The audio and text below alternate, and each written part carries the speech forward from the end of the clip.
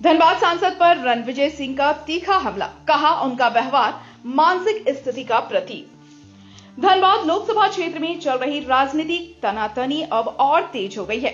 कांग्रेस नेता रणविजय सिंह, करणी सेना के राष्ट्रीय अध्यक्ष रणविजय सिंह ने बोकारो में सांसद झूलू महतो पर तीखा हमला बोला। एक कार्यक्रम के दौरान पत्रकारों से बातचीत में उन्होंने सांसद के व्यवहार को मानसिक स्थिति का प्रतीक करार दिया। रणविजय सिंह ने कहा कि सांसद झूलू महतो का जनता को गुमराह करने और भ्रम फैलाने का प्रयास दुर्भाग्यपूर्ण है। उन्होंने आरोप लगाया कि एक जनप्रतिनिधि के द्वारा मर्यादा विहीन भाषा का प्रयोग करना उनके मानसिक स्तर को दर्शाता है।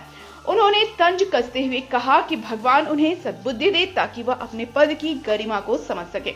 उन्होंने आगे कहा कि धनबाद कोल एरिया है जहां हजारों गरीब श्रमिक खनन कार्य से अपना जीवन यापन करते हैं। ऐसे में सांसद का गैर जिम्मेदाराना व्यवहार निंदनीय है और इससे जनता का भला नहीं हो सकता। रणविजय सिंह ने पुलिस प्रशासन की तत्परता की सराहना करते हुए कहा कि हाल ही में अपराधियों की गिरफ्तारी से क्षेत्र में कानून व्यवस्था बेहतर हुई है और शांति बनी रहेगी।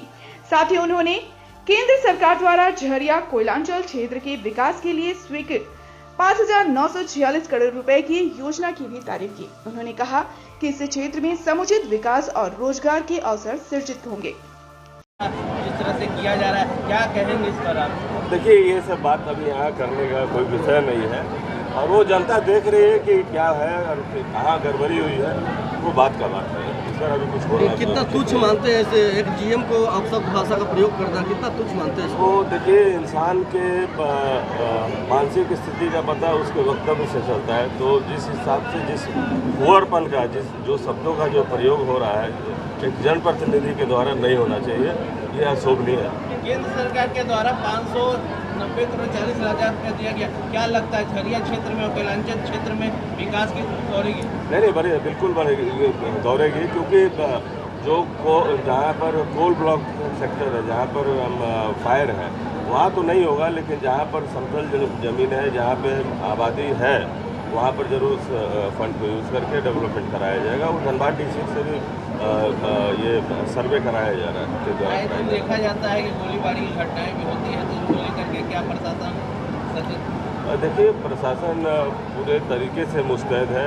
अभी पिछले दिनों ही धनबाद में जो गोलीबारी हुई या फिर पत्थरबाजी हुई, ये प्रशासन की मुस्तैदी थी कि जो घटना जो बड़ी घट सकती थी वो नहीं घटी। क्या लगता है सांसद को सद्बुद्धि देने के लिए? अब उन्हें ईश्वर सद्बुद्धि दे और क्या हम बोल सकते हैं।